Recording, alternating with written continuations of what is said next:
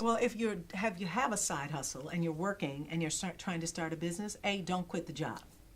Right. First Absolutely. and foremost, because people, yeah, I know, we get these ideas and we're ready really to jump want- and go, and my it's like, goodness, I'm going to just quit my job and go. No. I was going to say the same thing, but, So let's start there, because we need a good base. So Right. don't quit your job. In fact, work a little overtime, because you need the extra money. Right. Amass some additional money so you have it available to pay for some of those things that obviously need to be paid for.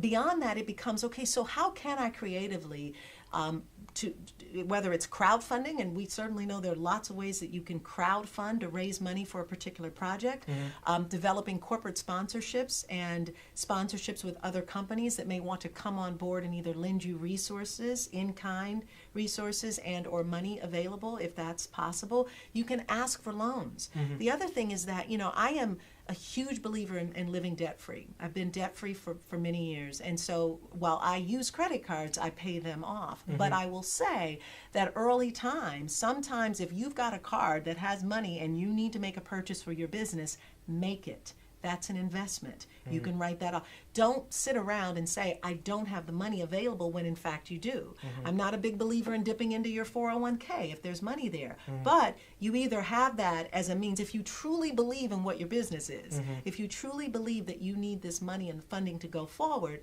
and you have the resources, choose them. Because talk about taking a leap of faith, talking about believing in yourself before the time is right, sometimes we have to do that.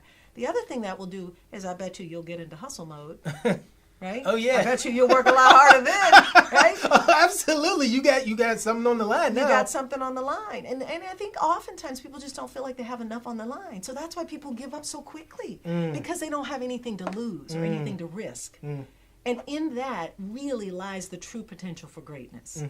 Absolutely. I mean, that was good stuff right there. I mean, that was good. And as far as like even taking it even further, some ideas that I also had in mind, like you can even sell stuff on eBay or even on Amazon or Let Go. Like I'm pretty sure they got a ton of stuff that could be. You can do something you can sell online, as you say. You can do a garage sale. There's so many things that you could probably offload or get rid of. Absolutely. That might be of some value to someone else that you could, get you a few extra bucks and then use it wisely. Absolutely. Yeah. The other thing I would say is also to figure out strategy-wise, what are the purchases that absolutely need to be made today, and then figure out the cost associated with that, and then start looking at things in stages. Oftentimes we think of projects and then we get overwhelmed because we see, oh my God, it's going to cost us $300,000 to launch this project. Well, you may not need all of that right away. What is it that you absolutely need right now, and where can you resource the funding for it? I think when we get into this creative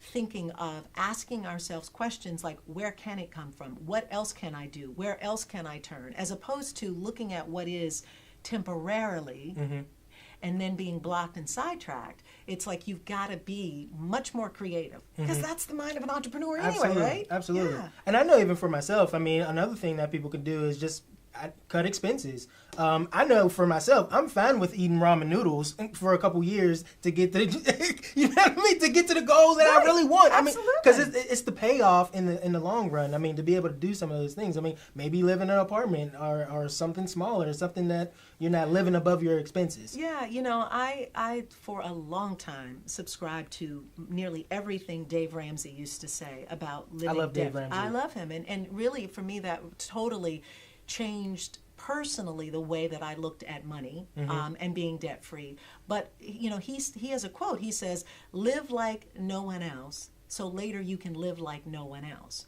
So in that is taking those short-term sacrifices. And as you said, if you need money to fund your business and it means ramen noodles versus going to some fancy restaurant, then that's your choice. Right. But live like no one else now, so later you can live like no one else. 1, 2, 3.